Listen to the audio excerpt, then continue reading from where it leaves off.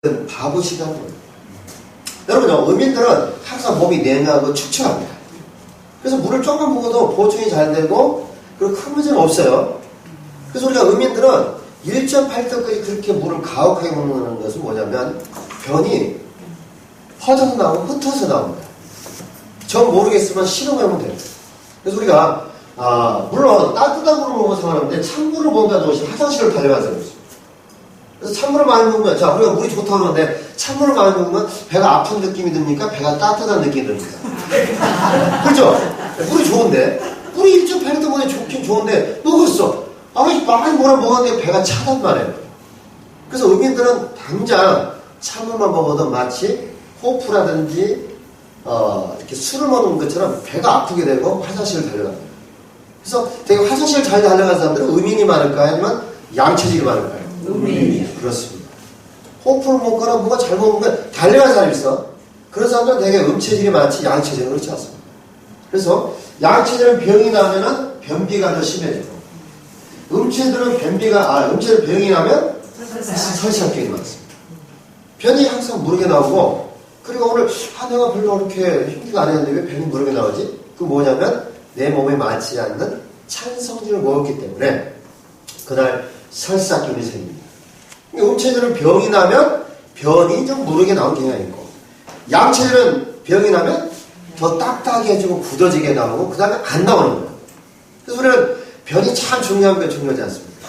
그래서 인풋보다 중요한 것이 아웃풋이에요. 그냥 단장님 대신에 보니까요 얼굴 광채가 바로 나와요. 앞으로 세 번째 줄 정도 앉아서 광채가 높이면 말이 안 나와. 말이 안 나오거든요. 장 전망에 따라서 그런 문제가 온다는 것을 고객들을 컨설팅하면 됩니다. 그런데 나이가 들면 왜 다들 변이 딱딱이 나오고 변비가 생길까요? 몸에 있는 수분이 빠져나가요. 그래서 우리가 나이가 들면 물을 좀 많이 보충을 해줘야 되는데 우리가 주름살이 왜 생겼어요? 주름살이 왜 생겼습니까? 건조하니까. 물이 빠지거든요. 물이. 주름살과 여기 살에 있는 물이 빠져 물이 빠져서 그렇습니다. 물이 빠져서 주름이 생기는 건데 결국은 이런 수분이 참 중요한데 양체질은 수분을 갖고 살아요. 음체질은 수분보다 더 중요한 게 뭐냐면 약간 미지근한 물이나 따뜻한 물이 들어가면 위가 좋아지고 그 다음에 위가 좋아지면 장도 좋아집니다. 그래서 우리는 이런 것들을 잘 분석해 볼 필요가 있고 그 다음에 이제 자율신경환이 이제 참 중요한 거였는데 자 봅시다. 자율신경환이 이렇게 해바라기 모양처럼 되어 있는데 어떤 데는 들어가 있고 어떤 데는 나와 있는데 자율신경 모양이 정상적인 사람은 어떤 거냐면 이렇게 해바라기 모양처럼 아주 이쁘게 되어 있는 사람들이 되게 장의 모양이 아주 일정하게 되어 있는 그런 형태를 갖게 됩니다. 그래서 거기 한번 그림 볼까요? 그림 보시게 되면은 자율신경환이 거기다 동그란 펜이 아니에요.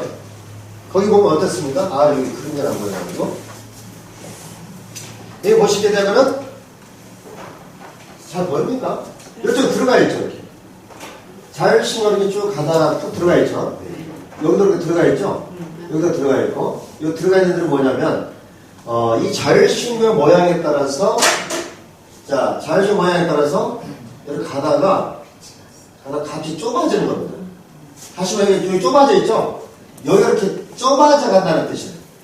그래서 우리가 자율신경 모양을 보면은 장의 모양과 폭을 그대로 볼 수 있다. 다시 말해서 반성. 그대로 이렇게 리플렉스 돼서 가는 겁니다. 자, 그래서 그걸 좀 말씀을 좀 드릴 수 있고요. 두 번째는 뭐냐면 여기 보니까 뭔가 이렇게 구멍들이 많이 있습니다. 구멍들이 많이 있어요. 그걸 우리가 뭐라고 했냐면 지난주에 제가 뭐라고 이야기했습니까? 열공이다 했습니다.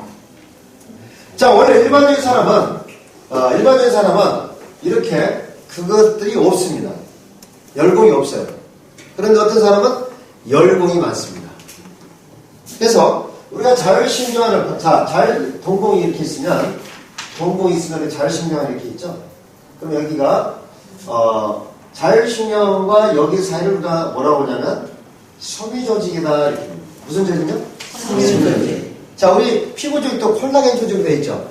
그런 것처럼 우리 홍채도 섬유조직으로 되어 있는데 더 쉽게 말하자면 망상조직으로 되어 있다. 이 망상조직은 뭐냐면 우리가 어렸을 때 많이 봤습니다. 수세미 있죠? 네. 수세미 하면 조직이 아주 치밀하게 이렇게 망상조직으로 되어 있습니다. 그렇죠? 피부와 똑같습니다. 그런데 이렇게 망상조직이 치밀해야 되는데, 치밀하고 조밀해야 되는데, 어떤 사람이 여기가 구멍이 많이 있단 말이에요. 구멍이 많아. 이상하죠? 어떤 사람은 이런 열공이 없는 사람이 있고, 어떤 사람은 구멍이 많아. 구멍이 많은 것을 우리가 홍채학자들이 연구를 해보니까 그 사람들이 오장육부가 다 약하게, 허하게 돼. 다시 말해 기혈증이라고 해요. 기혈증. 한약에서는 기혈증이라고 해요. 기가 없어. 예시상처부터. 선천적이에요. 그래서 이 열공은 자 선천적인 의미가 있을까요? 아니면 후천적인 의미가 있을까요? 선천적입니다. 나이가 들면서 생기는 것이 아니고요. 이 사람은 원래 열공이 선천적으로 있던 사람입니다. 그래서 우리가 한의원 가면은 맥진을 하는데 그 사람이 심장이 약하다, 아니면 위장이 약하다, 폐가 약하다는 것을 진맥, 맥동을 가지고 이렇게 합니다만은 자, 홍채는 너무 쉬워요. 그렇게 맥진을 재지 않고도 알 수 있는 게 뭐냐면 이 열공을 가지고 그 사람이 장부가 약하게 태어났는지 실하게 태어났는지를 알 수가 있다. 그래서 초등학교 3학년 정도 되면 누구나 이것을 인식할 수가 있고 건강 컨설팅할 수가 있습니다. 좀 이해 가십니까? 그러면 자 제가 열공이 이렇게 있는 사람을 우리가 뭐라고 하냐면은 약체질이다 이렇게 이야기를 지난주에 눈알이 터지게 이야기했습니다. 다행히 안 오신 분들 뭔 말인지 모르겠습니다만은 아무튼 열공이 많은 사람을 우리가 무슨 체질? 약체질. 약체질입니다. 약체질입니까? 약체질입니까? 약체질. 약체질이죠. 그러면 열공이 없는 사람을 우리가 또 뭐라 그럴까요? 강체질 그렇습니다. 그래서 그림이 어떻게 나와 있냐면 잘 모르시겠으면은 쭉 넘겨보면요. 뭐 페이지가 다행히 없습니다. 좀 넘겨보면은 어디가 있냐면은 저도 잘 모르는데 여기가 있는 거예요. 여기 보시면 어찌 보시면은 약체질과 강체질 이렇게 되어 있습니다. 한번 살펴보실까요? 나도 잘 모르겠어. 자 보시게 되면은 봅시다.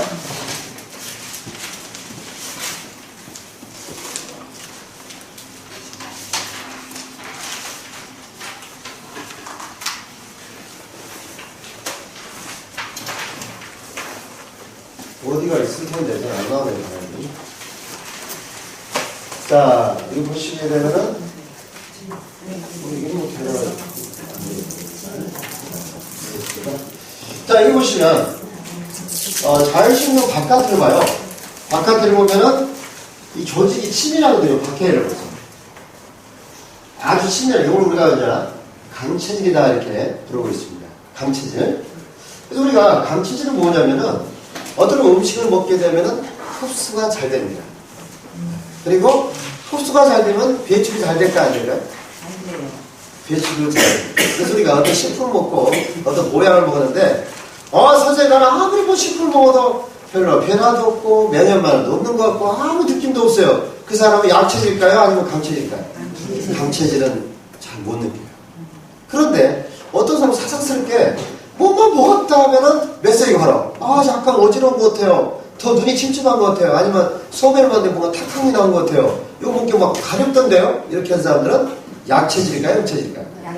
약체질은 그렇게 느낍니다. 다시 말해서 무슨 이야기냐면 조직이 이렇게 망상조직으로 돼 있으면 어떤 음식이 들어가잖아요. 이게 들어가게 되면 네트워크 형성이 잘 돼가지고 흡수가 전달이 잘 되는 겁니다. 다시 말해서 영양 공급이 잘 됩니다.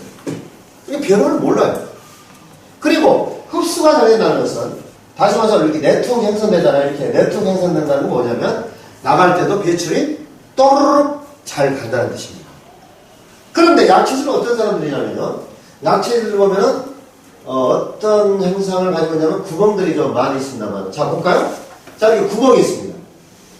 여러분 보시기에도 마찬가지로 구멍이 있다는 것은 이 네트워크 일종의 네트워크 거미줄망처럼 쳐져 있는 것이 느슨해져 있거나 아니면 찢어져 있거나 전달이 안 될 수 있는 그런 구조를 가지고 있어요. 그럼 어떤 음식을 먹으면 전달이 잘 된다 안 된다? 안 된다. 그래서 우리가 이런 사람들 우리가 뭐라 하냐면 흡수가 잘 안 된다는 것은 다시 말해 나갈 때도 배출이 잘 안 된다 이렇게 생각을 하시면 되겠습니다. 그래서 우리가 이런 사람들을 약체질이다 이렇게 부르고 있고, 그 다음에 소미조직이 튼튼한 사람은 강체질 이렇게 부르고 있습니다만은, 그래서 우리가 이제 그런 걸 가지고 부모 누구를 닮았는지 알 수 있어요.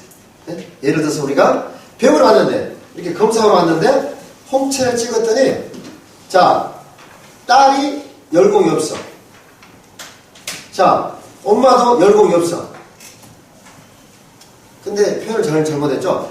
엄마가 열공이 있고 딸이 열공이 없다. 없어요. 그러면 누굴 닮은 거예요? 아빠. 그거 가지고 또 이렇게 이야기했잖아요. 아니, 아빠랑 아빠도 어떻게 알아? 근데 거기 나와 있습니다. 만약에 딸이 열공이 있고 그 다음에 엄마도 열공이 있으면 누구 닮은 거예요? 딸이 얼마나 닮은 거죠. 그래서 어떤 사람은 육신은 얼마나 닮았는데 또 그 영적인 기운은 이 사람 아빠가 닮은 사람이 있어요. 몸은 맨날 아프고 그런 것은 엄마를 닮았는데 말을 행동하고 이런 것은 또 아빠를 닮았어요. 기운이. 이게 좀 약간 다릅니다. 육신이 닮았다고 해서 그 성향이죠. 기질. 또 기질이 또 완전히 다른 건 아니에요. 기질은 아빠를 닮은 것 같은데 육신은 엄마를 닮은 사람이 있어요. 그래서 그걸 가지고 심리파악을 합니다. 그래서 우리는 어쨌든 엄마가 같기도 하고 어쨌든 아빠가 같기도 하고 근데 행동하는 기질은 아빠를 닮았다 그러면 딱 그 홍채의 어떤 뭘 보할 수 있냐면 이 열공의 상태를 가지고 갈 수 있습니다. 자, 열공은 기질이라고 말할 수 있을까 하면 기질이 아니라고 할 수 있을까요? 기질은 변한다 안 변한다? 변하지 않습니다. 체질은 변한다 변하지 않는다? 변하지 않습니다.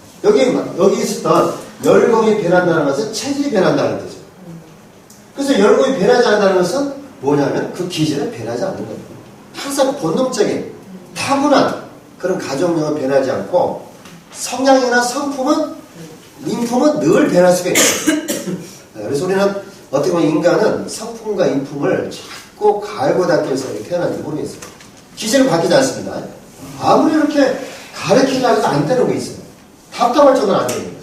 그걸 우리가 기질이라고 부르는 거고 그렇습니다. 그래서 우리가 열공의 정의가 있습니다. 다 따라서 하겠습니다. 열공은 그 장기가 선천적으로 약하고 그리고 허한 상태. 허한 상태로 태어납니다. 그리고 열공이 많을수록 우리가 또 어떤 걸 말씀드릴 수 있냐면 약체질이라 그러지 않고 무슨 체질입니까? 약체질보다 약체질. 그리고 우리가 허약체질이라고 하죠. 우리가 허약체질을 아무리 영양 보충하고 보양을 못해서 그분이 강해지던가요?